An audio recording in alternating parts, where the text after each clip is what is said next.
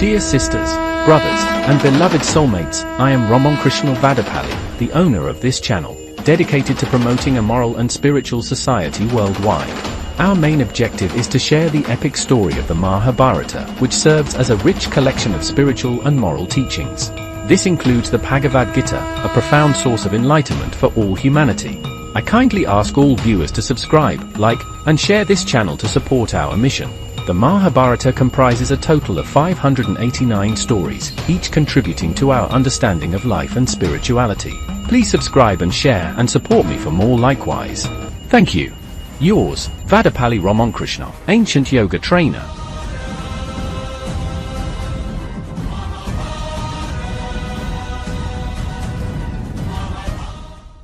Lord Krishna's advice to the Pandavas. Dharmaraja, after reflecting on the matter, requested Lord Krishna's guidance. My father, King Pandu, has sent me a message through Narada from the Sabha, urging me to perform the Rajasuya sacrifice. I, too, am inclined to do so, and the ministers and priests are encouraging me, along with my brothers, Bhima, Arjuna, and Nakula, who are all enthusiastic. Therefore, as you are our beloved and the embodiment of Lord Vishnu, I want to follow your decision in this matter. You are the final judge, he said. In response, Lord Krishna began to instruct him, Yudhishthira. You, endowed with all virtues, are indeed worthy of performing the Rajasuya. You understand both good and bad, and since you have shown great affection for me, I will share a few things with you. In the past, Bhagavaram attacked the Kshatriya caste and killed many who claimed to be Kshatriyas. After that, only the higher Ikshvaku clan remained, and most of the dynasties now are not worth mentioning. Many lesser Kshatriyas, due to their misdeeds, hid and survived, while others belong to the Vasagana caste. Those who conquer them are considered emperors. Today, there are many who claim to be descendants of Ikshvaku or Pururava, but in reality, only the Yayati and Bohra lineages have produced many kings. The Bohra dynasty is still strong and influential, and many kings take refuge in it. Krishna continued, at present, Jarasandha rules over all the Kshatriyas as the head of the kingdom. He has caused enmity among the kings and brought them under his control. He has conquered the entire world, and even powerful warriors like Shishupala serve him. Dantavaktra, a disciple of Maya, supports him, as do King Bhagadatta, Paundrag, and several others. Bhishma, a revered warrior, also supports Jarasandha. I hold Bhishma in high regard, but despite my efforts to persuade him, he remains loyal to Jarasandha. Even though we, along with the kings of the Bohra dynasty, fought Jarasandha for 300 years, we could not defeat him.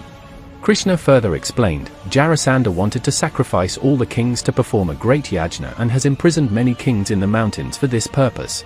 If you wish to rule the kingdom, you must defeat great heroes like Duryodhana, Bhishma, Drona, Karna, Shishupala, and others. But you cannot expect them to join you in war against Jarasandha, despite their respect for you. To perform the Rajasuya, you must first defeat Jarasandha. He is your main enemy. Dharmaraja, after listening to Krishna's words, responded, You see, no one has encouraged me to perform the yajna, but no one has mentioned this serious problem. We are thinking about Jarasandha as well. Why didn't anyone tell me? We are brave enough to face him. He then asked Krishna, Aptabandhu, how did Jarasandha become so great and powerful? What makes him undefeatable by any Kshatriya? Please explain his history. In response, Krishna recited the history of Jarasandha. The birth of Jarasandha. In the past, a king named Brihadratha ruled over Magadha. He was a mighty ruler, with a four-armed army of 3 Akshohinas, and was known for his piety and valor. Despite his prosperity, he was troubled by the fact that he had no children. One day, when the sage Chandakorsika visited his kingdom, Brihadratha, along with his wife, served him with great respect. Pleased with the king's hospitality, Chandakorsika, knowing the king's desire for a child, granted him a magical boon. Brihadratha had 2 queens, and to fulfill his promise of impartiality, he cut a mango fruit given by the sage into 2 parts and gave each queen a portion. As a result, both queens conceived and gave birth, but instead of a normal child, they each gave birth to a part of a child. The queens were terrified, and the king was horrified as well. The parts were discarded at the intersection of the 4 streets of the fort by the royal guards. That night, the blood and flesh that were thrown there dried up and became known as Jora. A Rakshasi goddess, seeing the pieces, decided to join them together. Miraculously, the parts fused together into one child, who cried out like a thundercloud. The child was incredibly heavy, and Jorah, unable to bear his weight, looked at him in astonishment. Just then, the nurse, the queens, and the king arrived, realizing that this child, now miraculously whole, might be the answer to their prayers. Jorah, who had been living in the kingdom for years, saw this as fate and decided to return the child to the king. She blessed the child, named him Jarasandha, and vanished. The royal family rejoiced, and grand festivities were held throughout the kingdom. Jarasandha, as he grew, became a powerful figure. Some years later, Chandrakausika, having seen everything through divine vision, returned to Brihadratha's kingdom. He visited the king with his son and, after serving the sage, granted boons to Jarasandha. These boons ensured that no enemy could defeat him, no weapon could harm him, and that he would become a righteous and devoted follower of Shiva, ultimately bringing his entire kingdom under control. Pleased with these boons, Brihadratha anointed Jarasandha as the king of Magadha before retiring to Vanaprastha.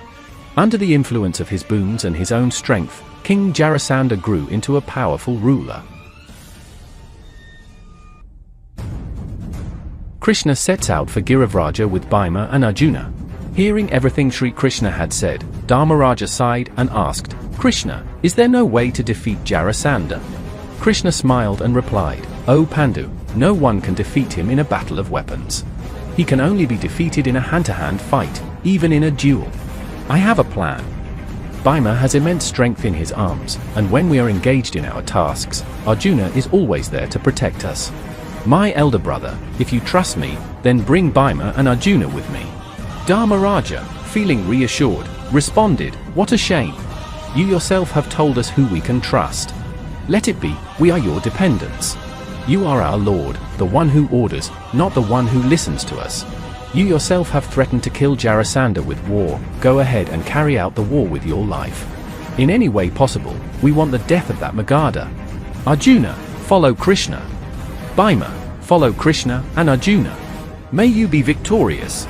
Having received permission and blessings from Dharmaraja, Bhima, Arjuna, and Vasudeva prepared to go to Magadha. They set out disguised as Snatak Brahmins.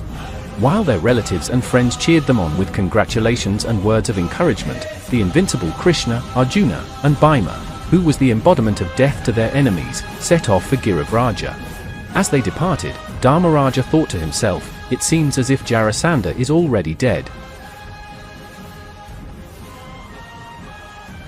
Bhima, Arjuna, Krishna, and Jarasandha meet. When Krishna, Arjuna, and Bhima reached the outskirts of Girivraja, they decided not to go through the main gate but instead ascended the Chaityaka mountain. On this mountain, there were 3 cities built with the skin of the demon Rishabh, and by chanting once, these cities would remain intact for the entire month of Amrota. Together, the 3 of them destroyed these cities and demolished the revered Chaitya peak with their immense strength. From there, they entered the city, heading straight to a flower shop in the royal palace where they forcibly took garlands and incense, adorning themselves before proceeding to Jarasandha's palace. Jarasandha, welcoming the 3 of them dressed as monks, performed the guest duties and offered them anything they desired. However, Bhima and Arjuna remained silent, following their vow. Krishna intervened, explaining, "O king, these 2 are bound by a rule that prevents them from speaking to you after midnight." Jarasandha, in the spirit of hospitality, invited them to a feast at his palace and later visited them after midnight. He sat them down and asked, "Who are you, dressed as Brahmins, when monks do not wear garlands or sandalwood? The marks of your strength are evident on your hands. I have heard that you destroyed the Chaitya cities and entered the city from an unusual route. Who are you really? Tell me the truth, for truth is the most important, regardless of caste." Krishna stood up, cleared his throat, and replied, "Jarasandha, your suspicion is correct. I am Krishna, the son of Vasudeva, and your old enemy. These 2 are the sons of Pandu, and we have come to challenge you to a war to free the kingdom you have imprisoned and end the suffering you have caused. Either renounce your sovereignty, or prepare for battle." Jarasandha smiled and responded, "You decide which war you wish to fight and tell me." At this, his son Sahadeva performed the coronation ceremony for him. Krishna pressed on, asking again, "Jarasandha, choose who you wish to fight among us." Jarasandha, acknowledging Bhima's strength, chose to duel him. I have heard that Bhima is a mighty warrior. Whether he wins or loses, I would prefer to be defeated by someone like him." With that, Bhima and Jarasandha prepared for their duel.